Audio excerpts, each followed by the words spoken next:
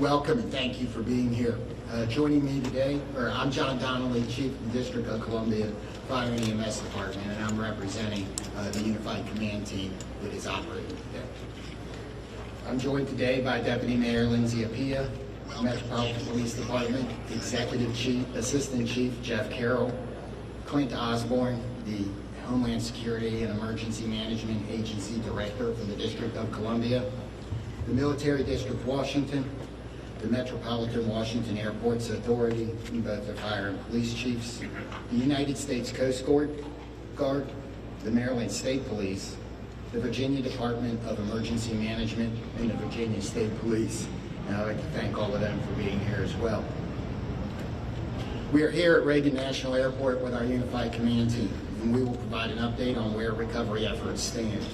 We'll also give more information about the cadence of updates from Unified Command going forward. I'm joined today by Terry Lyric from the Metropolitan Washington Airports Authority and the other members of the Unified Command Team. As we continue to learn more about the victims, we are sharing our prayers and condolences with the families of the loved ones and those who were lost in this tragedy. And I want to thank again our response teams for their heroic efforts over the past 30 or so hours, including the team on this site, as well as the teams that are supporting the families. This is heartbreaking work. The National Transportation Safety Board is leading the investigation into what happened, and they will be providing updates later this afternoon. We will not be talking about the investigation in this conference. So Terry Lyric from the Metropolitan Washington Airports Authority will now provide an update on airport operations, and then I will update you on the activities since our last briefing and the activities over the next operational period. Thank you, Chief. Again, my name is Terry Lyric. I'm the Vice President Airport Manager of Reagan National Airport. I just kind of wanted to give an update on where we stand. As we know, the airport is open and operating.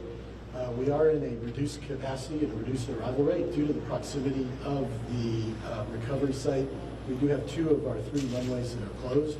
So as always, we do want to encourage passengers to reach out to their airlines for any potential flight delays. Typically, a full schedule here at National Airport would encompass about 800 flights a day using those 3 runways. We've had several, obviously, cancellations yesterday. Airlines are resuming as much as they're possible normal operations. I think we have about 100 flights or so canceled today. I do want to just recognize a lot of the airport teams who work behind the scenes, and we are here to support and coordinate with the ongoing recovery efforts, as well as working with NTSB in their investigation. With that, I'll just turn over my remarks to the next speaker. Thank you. Thank you.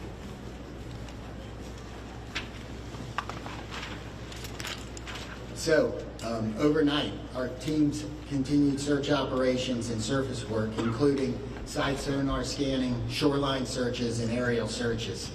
Also, 2 Coast Guard cutters have arrived on station. You may be able to see them out there on the water.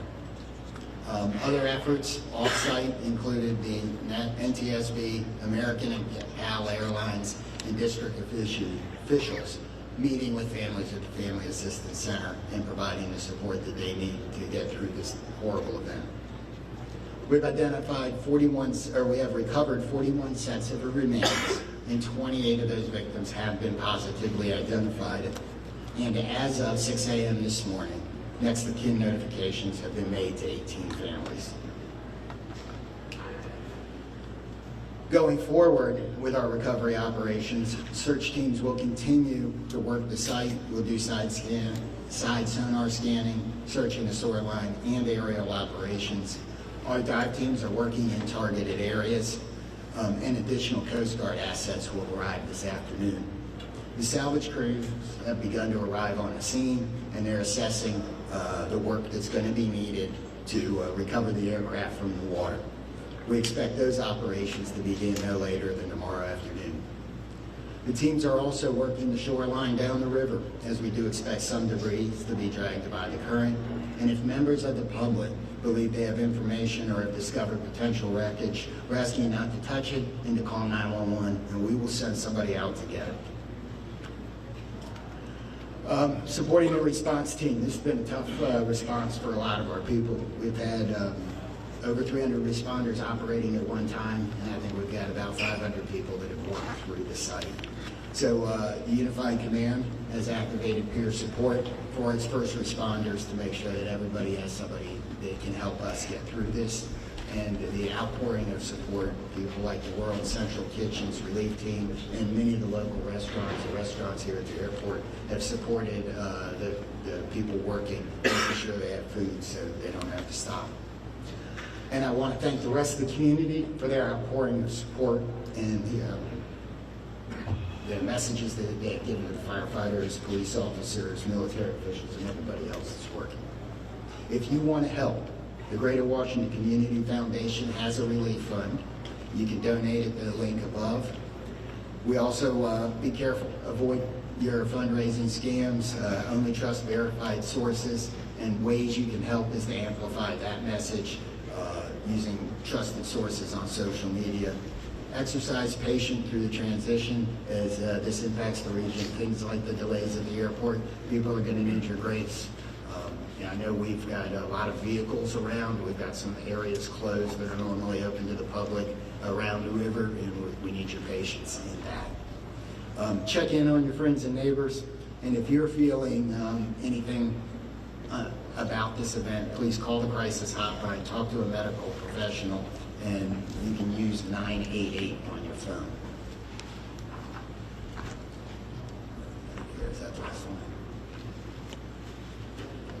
So with that, we're going to be able to take a few questions. I'm going to start over here and we'll work our way across. 1, 2, 3. Yes, sir. Hi, it's Campbell Roberts from the New York Times. Can you talk about the FAA's decision to restrict helicopter flights in and around National Airport? So the question is, can anybody talk about the FAA's decision to restrict flights in and around National Airport? I don't believe we have any. So that's probably beyond the scope of this interview. You'll have the NTSB later, and that's something I might ask them. Yes, sir. Skylar Heather with CBS News. Given the time that has passed, can you describe the conditions right now as it relates to the recovery process and whether you all think that y'all will be able to recover more bodies? Okay, the question was, given the time that has passed and the conditions outside, do we believe we're going to be able to recover more bodies? And there's a lot of challenges with that. So I'm going to answer that one. I'm going to say that, yes, we expect to recover all of the bodies. We have that's why our teams are still working. We're going to have to work with the salvage company to do some of that work. Yes, sir. If I may ask a question on behalf of the Reagan National Airport.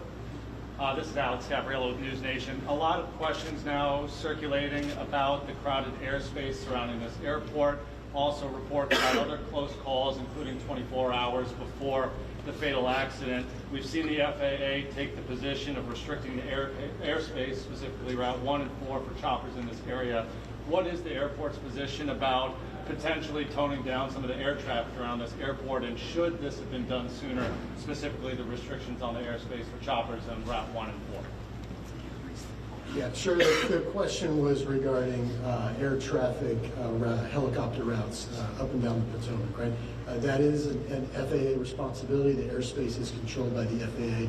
The airport does not have any responsibility outside of the surfaces of the airport itself. But most certainly this has been conversations that you've had, and when it comes to safety for the airport, for the passengers that come in and out of DC. Mm-hmm. Absolutely. The FAA does regulate the airport, and we follow all FAA safety regulations. Again, all I can say is the FAA is responsible for the airspace. And very briefly, a question for the chief. Sir, how long do you expect it to take for the salvage to be removed from the river to recover the bodies and do everything that's necessary to bring closure for these families? So we're working as fast as we can. I'm not going to be able to give a timeline on that as there's a lot of unknowns. But we hope that we have we have more salvage equipment here tomorrow, and that operation to begin then. So next 3 questions. 1, 2, 3.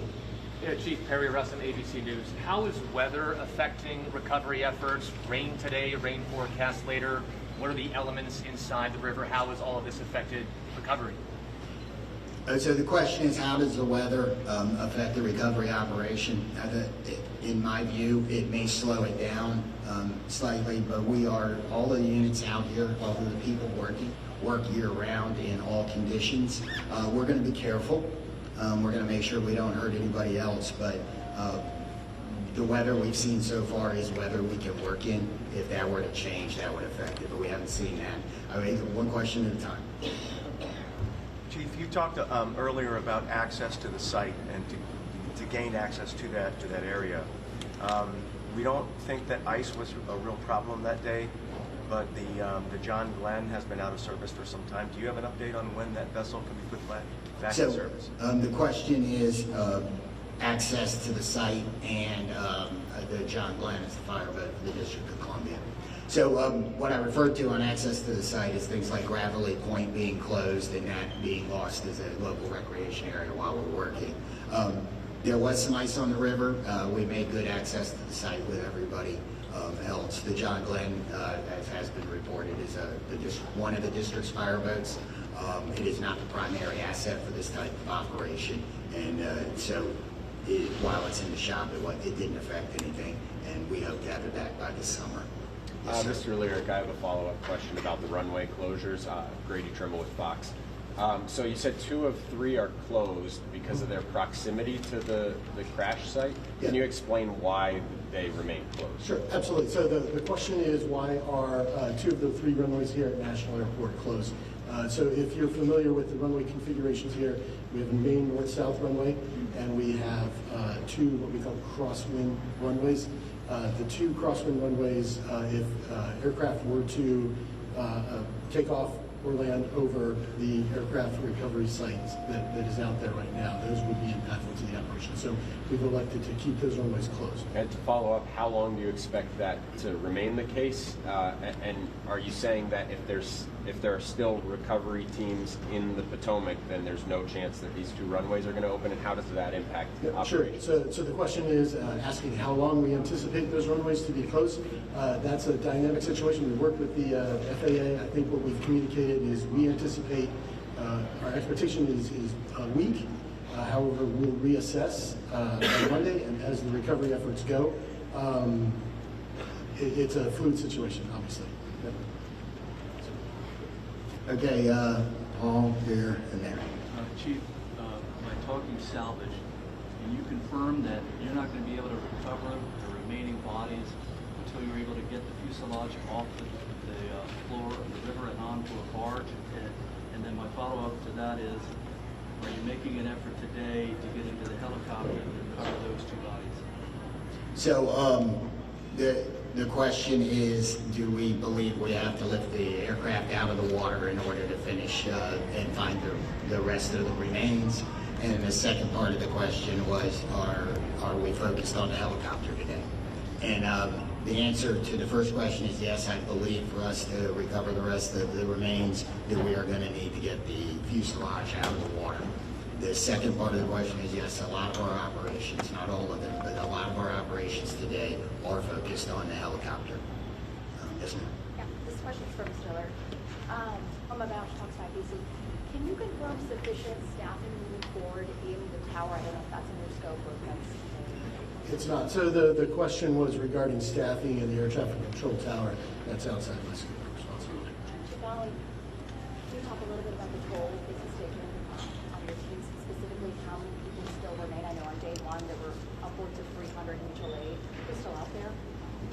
So, this is an incident where even if it doesn't affect you right now, it's probably going to affect you later. It'll be something that you think about. So, in emergency services across the board, we have support teams. The National Capital Region, all of the departments do, so they've been activated. The International Association of Firefighters regional peer support team has been activated to to help support.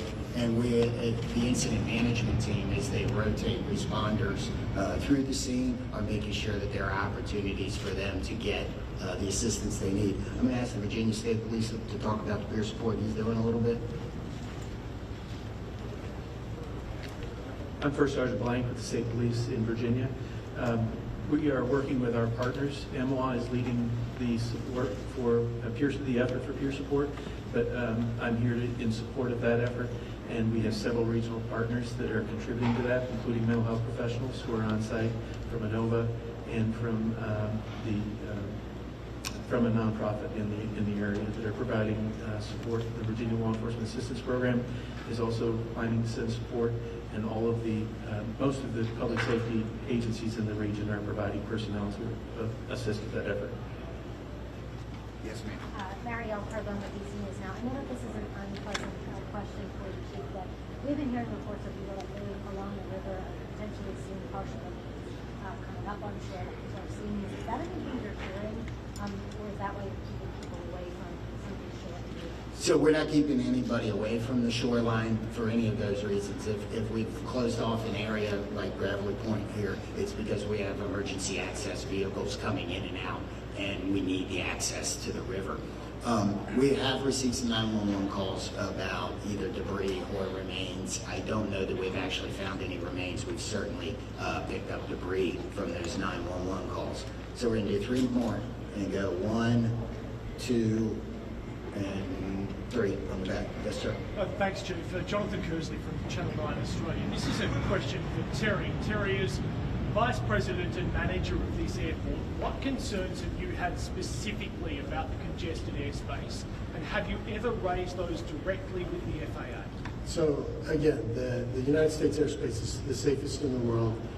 Safety is one of our top priorities, and we continue to ensure that the airport is safe for operations. To follow up on that, it wasn't safe in this instance.